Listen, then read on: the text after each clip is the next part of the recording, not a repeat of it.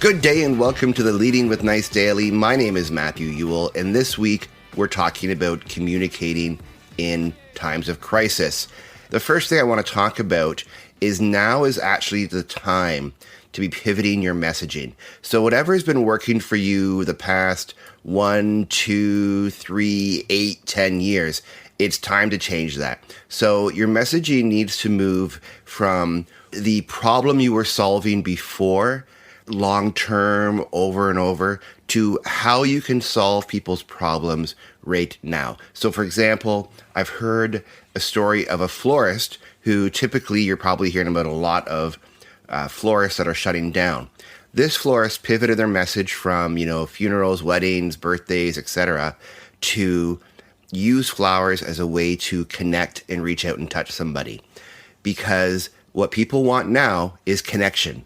They want to touch. They want to do something that makes them feel still connected. And they pivoted their message to allow flowers to be that way. And that's what we're talking about this week, is how you pivot your message to solve a need today.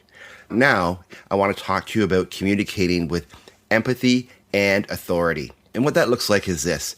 You need to position yourself as the guide in your customer's journey. They're looking to you for answers right now. You may not understand why, but that's why they've decided to interact with you, come to your website, give you a call, check you out.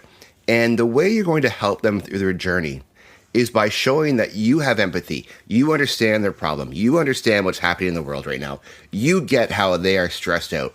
And you're also going to communicate with authority. So you are going to position yourself that you have the answer. This is why I can do what you need from me. This is why I can deliver what you need right now, because I have all this experience, I have all this training, I've done it, I've studied, I understand. Now, if you do too much empathy, you look weak, like you are afraid along with them. And if you do too much authority, you look arrogant. So a good combination of both is what you're after. So what that might look like is a summer camp saying, we understand that you are afraid right now and think summer camp might be canceled. Now, we have a solution for that over here, but we've had a health committee on standby for the entire time we've been open since day one. They include these great doctors, and we are doing everything to make sure camp is healthy and safe.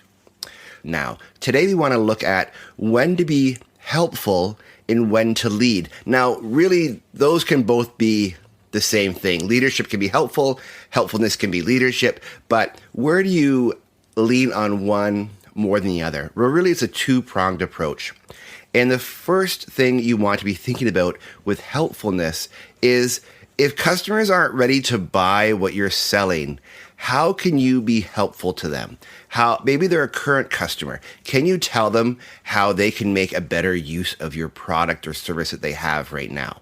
Can you tell them how they can be most efficient with it? Can you tell them how, even if it's not useful right now, what they can do to preserve it or take care of it to make sure that it is useful into the future so that when we're back to normal, it won't be wasted money? And how can you be a leader? How can you show them that actually engaging in purchasing or buying something from you right now will be useful to them right now? And I'm not talking about manipulating or exploiting people's fears, not at all. In fact, that's quite distasteful, and you will be found out pretty quickly these days if you decide to take that strategy.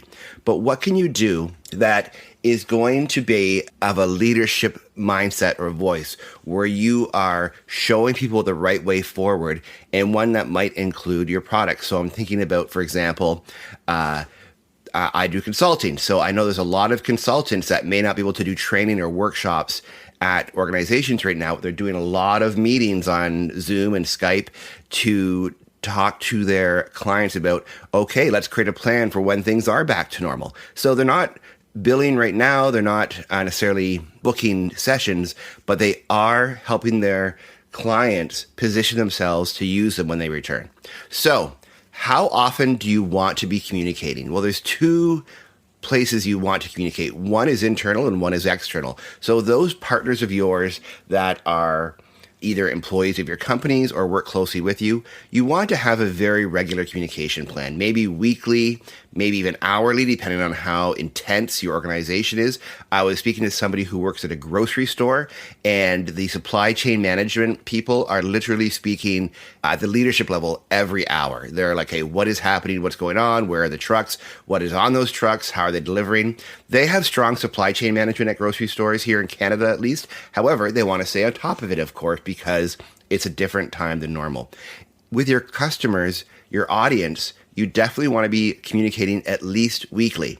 I wouldn't go more than weekly unless there is an urgent matter for that. So, for example, the government has announced something that directly impacts your relationship with them or impacts your ability to do business. Like when they shut down different stores, you might want to communicate that that has happened and how you will serve them going forward. But at least weekly. And you want to be communicating with empathy and authority, and you want to be both helpful and a leader. Now, we have a webinar that we did on Wednesday, April 8th, 2020 on this exact topic. Visit leadingwithnice.com and sign up for our email newsletter to get access to that replay. And we are going to talk about planning for now and planning for the future with your communication strategy. If for the past number of years you have been relying solely on word of mouth and have not been collecting email addresses, now is the time to start.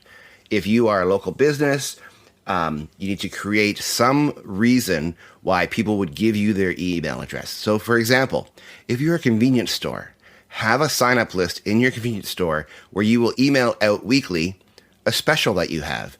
If you are a local home store, collect email addresses and tell them when you have new items coming in.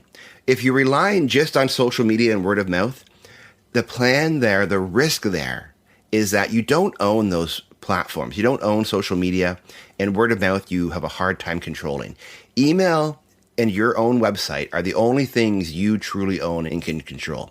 However, if you've been building an email list for the past 2 or 3 years and maybe done nothing with it, now is a great time to be picking up your email tool, whether that be MailChimp or another, maybe you're on Zoho or whatnot, and start emailing your clients and letting them know that you just exist. You need to remind them that you're around. They probably have forgotten because they haven't interacted with you normally, like in a normal sense, like they have recently. Even if you're like a pharmacy or a grocery store, you want to be emailing those people, even though they are coming to you right now, because you want to remind them how helpful and useful you are when things get back to normal. That's about planning for the future. You also want to be having conversations about how you can help them now and how you can help them in the future. And this is where your email list and building it is so important. You want to start building your email list. And if you have one already, you want to start curating it. Start sending out emails. Start calling the list even for people that may not be a good fit for your email list. That's all for this week. Thank you so much for listening. We hope you're doing well. For more on this topic, visit leadingwithnice.com, where we want to help you inspire others, build loyalty, and get results. Talk to you again next week.